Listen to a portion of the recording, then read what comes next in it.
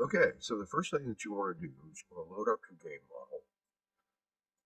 When you bring it in, you're going to notice that some game models use image planes and they're just flat. We can't have this for 3D printing, so we're going to have to get rid of those, or at least turn them off. So any of these image planes, basically what we need to do is just find them over here, click the eyeball, and turn them off.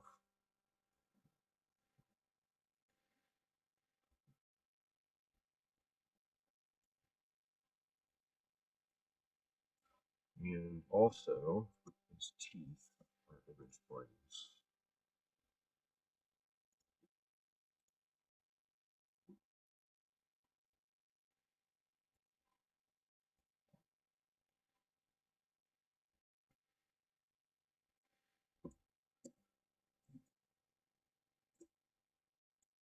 After this first step, you can export it as an OBJ and we're ready to go.